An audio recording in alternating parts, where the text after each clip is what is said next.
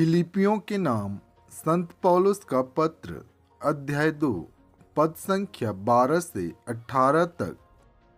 प्रिय भाइयों, आप लोग सदा मेरी बात मानते रहें। अब मैं आप लोगों से दूर हूँ, इसलिए जिस समय मैं आपके साथ था उससे कम नहीं बल्कि और भी अधिक उत्साह से आप लोग डरते कांपते हुए अपनी मुक्ति के कार्य में लगे रहें। ईश्वर अपना प्रेमपूर्ण उद्देश्य पूरा करने के लिए आप लोगों में सदिच्छा भी उत्पन्न करता और उसके अनुसार कार्य करने का बल भी प्रदान करता है।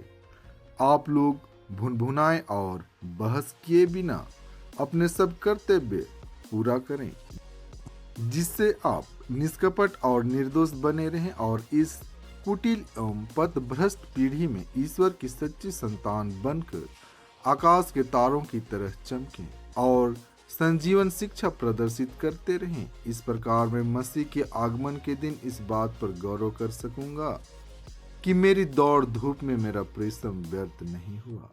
यदि मुझे आपके विश्वास रूपी यज्ञ और धर्म सेवा में अपना रक्त भी बहाना पड़ेगा तो आनंदित होऊंगा और आप सबों के साथ आनंद मनाऊंगा।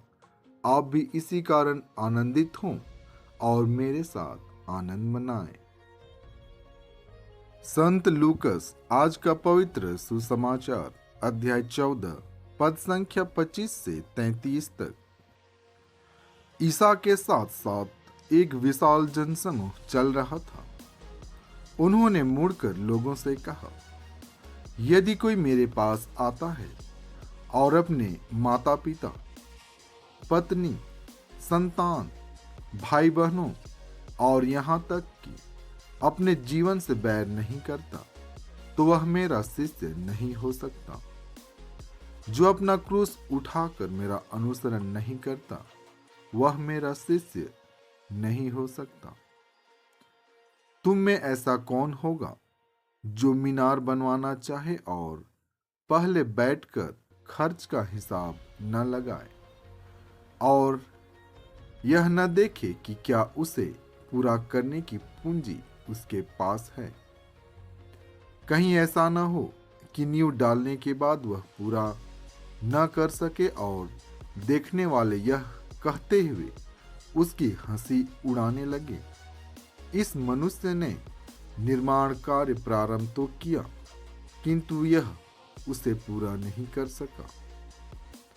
अथवा कौन ऐसा राजा होगा जो दूसरे राजा से युद्ध करने जाता हो और पहले बैठकर यह विचार न करे कि जो 20,000 की फौज के साथ उस पर चढ़ा आ रहा है, क्या वह 10,000 की फौज से उसका सामना कर सकता है? यदि वह सामना नहीं कर सकता तो जब तक दूसरा राजा दूर है वह राजदूतों को भेजकर संधि के लिए निवेदन करेगा।